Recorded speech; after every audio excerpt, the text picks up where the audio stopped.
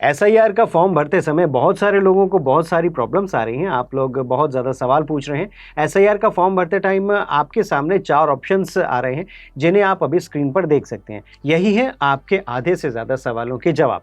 पहले मैं आपको ये 4 ऑप्शंस समझा देता हूँ, फिर मैं आपको दूँगा आपके उन सवालों के जवाब जो आपने नीचे कमेंट बॉक्स में पूछे हैं। फिर भी कुछ रह जाए तो आप कमेंट बॉक्स में पूछ सकते हैं, मैं आपके सवालों के जवाब दूँगा।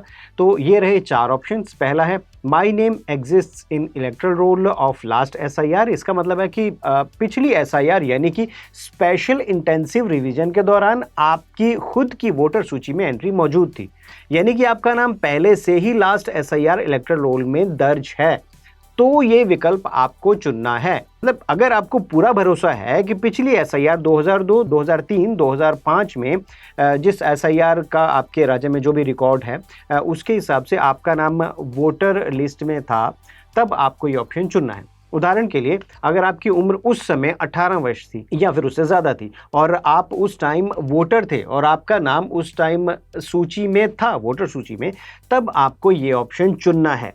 अब है दूसरा विकल्प, ये है माई parents name father mother grandfather grandmother exists in the electoral roll of SIR 2002, 2003, 2005। इसका मतलब है कि अगर आपका नाम पिछली एसआईआर में नहीं था लेकिन आपके माता पिता या दादा दादी या नाना नानी में से किसी का नाम 2002, 2003, 2005 की एसआईआर वोटर सूची में था, तो ये विकल्प आपको चुनना है। उदाहरण के लिए अगर आपका जन्म पिछले एसआईआर के बाद हुआ है, उस टाइम आपकी उम्र 18 साल से कम थी, आपके माता पिता दादा दादी का नाम उस टाइम की वोटर सूची में मौजूद है, तब आप इस विकल्प को चुनोगे। अब तीसरा विकल्प सुन लो, my parents name father mother grandfather grandmother exists in the electoral roll of SIR 2025, 2026। इसका मतलब क्या है कि अगर आपके माता पिता या दादा दादी का नाम पुरानी एसआईआर 2002, 2003, 2005 में नहीं था लेकिन 2025-2026 की वर्तमान एसआईआर वोटर सूची में मौजूद है, तब आपको ये विकल्प चुनना है। मतलब जब आपके माता पिता का वोटर आईडी पिछले एसआईआर के बाद बना हो, उदाहरण के लिए पिताजी का वोटर आईडी 2015 में बना, 2002 की वोटर सूची में नाम नहीं था लेकिन अभी 2025-2026 की वोटर सूची में नाम है, तो ये विकल्प आपको चुनना है।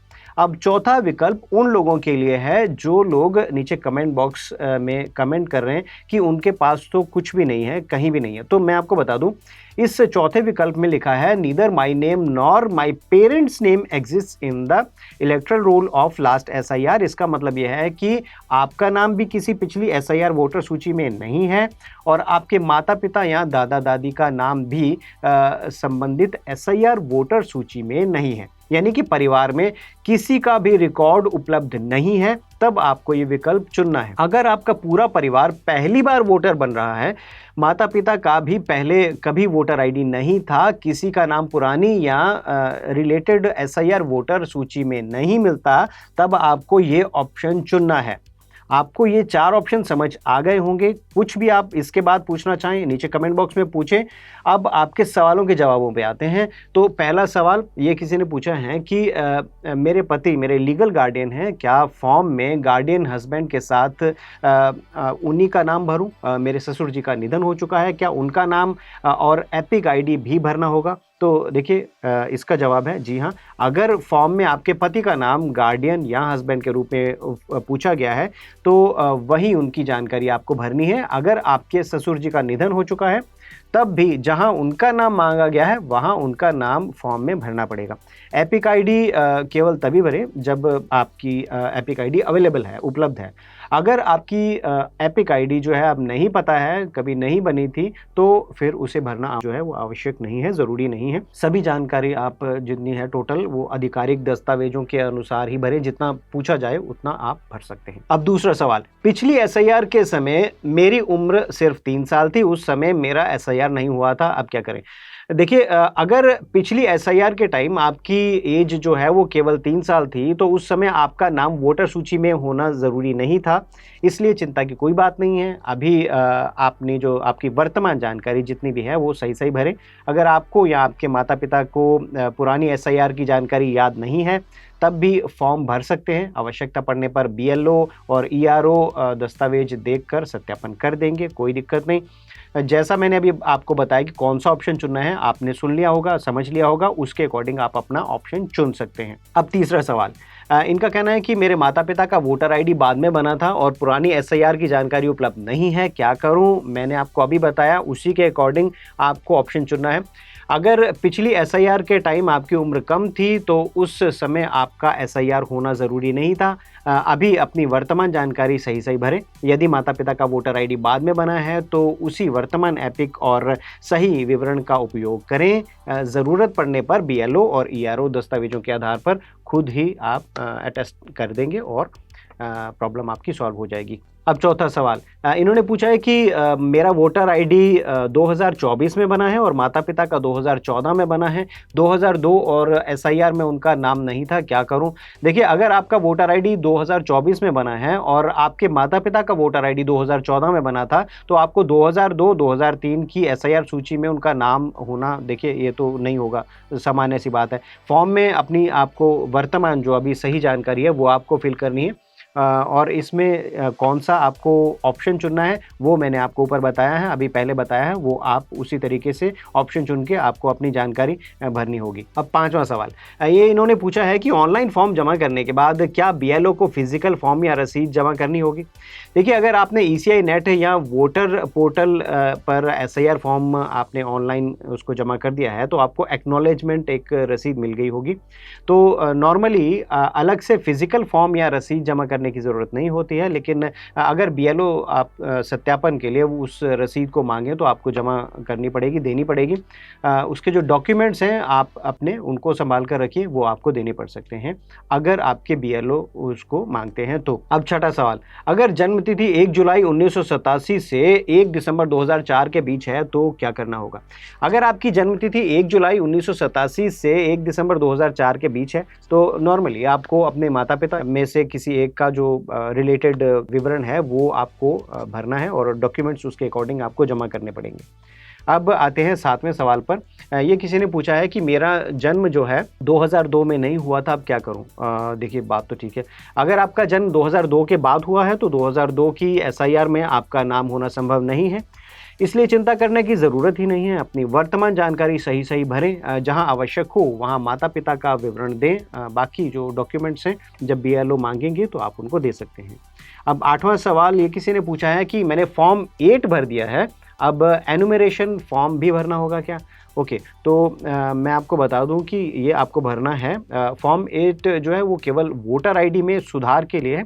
आप इसमें अपना नाम, पता, मोबाइल नंबर जो है ये आप इसमें चेंज कर सकते हैं, उनमें मॉडिफाई कर सकते हैं। तो अगर आपके राज्य में एसआईआर चल रहा है तो आपको एनुमरेशन फॉर्म भी भरना होगा। दोनों फॉर्म अलग-अलग, दोनों का जो उद्देश्य है वो भी अलग-अलग है।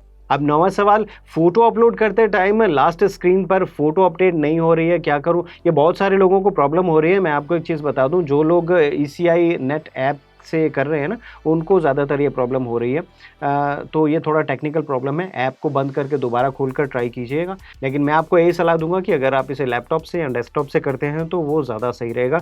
फोटो एक बार देख लें कि वो जेपीजी और जेपीईजी फॉर्मेट में ही हो। अब 10वां सवाल, ई साइन फेल्ड आ रहा है, क्या करूँ? देखिए, ये समस्या बहुत सारे लोगों के साथ आ रही है, मैंने अभी बताया। अगर आप मोबाइल से कोशिश कर रहे हैं तो एक बार वही प्रक्रिया लैपटॉप या डेस्कटॉप से करें। कई मामलों में मोबाइल पर ई साइन नहीं हो रहा है, ई साइन में प्रॉब्लम हो रही है, लेकिन लैपटॉप, डेस्कटॉप से ये काम जो है वो आसानी से पूरा हो रहा है। ये मैंने भी ट्राई किया है। अब 11वां सवाल किसी ने पूछा है कि 2002 में मेरे पापा का नाम अलग था और अब आधिकारिक रिकॉर्ड में अलग है, क्या लिखूं? देखिए, फॉर्म में वही नाम भरना है आपको जो वर्तमान आधिकारिक दस्तावेजों में है। जैसे आधार में, वोटर आईडी में आपका जो नाम है वही आपको यहाँ पर लिखना है। यदि पहले नाम अलग था और अब बाद में आधिकारिक रूप से नाम बदल गया है तो वर्तमान सही नाम लिखें।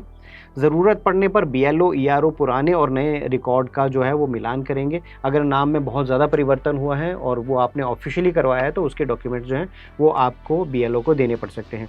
अब 12वां सवाल किसी ने पूछा है कि क्या एसआईआर फॉर्म भरने के लिए मोबाइल नंबर का एपिक से लिंक होना ज़रूरी है? देखिए नहीं, एपिक के साथ मोबाइल नंबर लिंक होना अनिवार्य नहीं है। आप ओटीपी के माध्यम से पहले लॉगिन करके भी एसआईआर फॉर्म भर सकते हैं। अब 13th क्वेश्चन 13वां सवाल है, ऑनलाइन फॉर्म जमा करने के बाद बीएलओ को रसीद देनी होगी?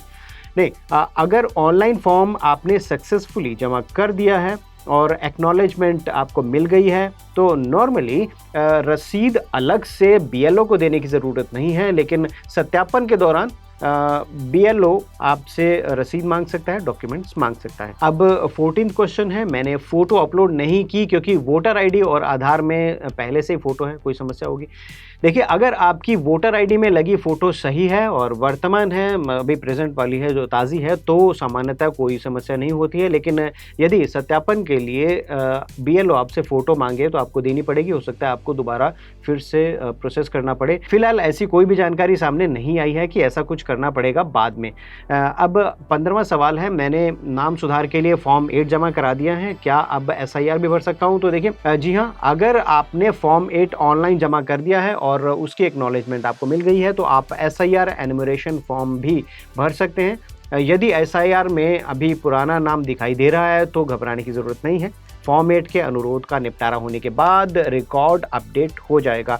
साथ के साथ मैं आपको एक चीज़ और बता दूं कि मान लीजिए आपका फॉर्म नहीं भरा गया है या फॉर्म भरने में कोई दिक्कत आई है, या फिर आप फॉर्म भरना भूल गए और डेट निकल चुकी है, तो चिंता करने की ज़रूरत नहीं है। अगर कुछ गलत भी हो गया है तो दोबारा फिर से ये मौका आएगा। अभी हो सकता है कुछ बूथ लगने शुरू हो जाए और उसके बाद सेम आपको यही सारा प्रोसेस जो है बूथ में जाके करना पड़ सकता है। तो ये सारी प्रॉब्लम जो है आपकी वहाँ पर सॉल्व हो जाएंगी। इसके अलावा कुछ पूछना चाहते हैं नीचे कमेंट बॉक्स में पूछें, मैं जवाब देने की कोशिश करूँगा पूरी। और इस वीडियो में इतना ही, मिलते हैं अगले वीडियो में, तब तक के लिए थैंक यू एंड बाय।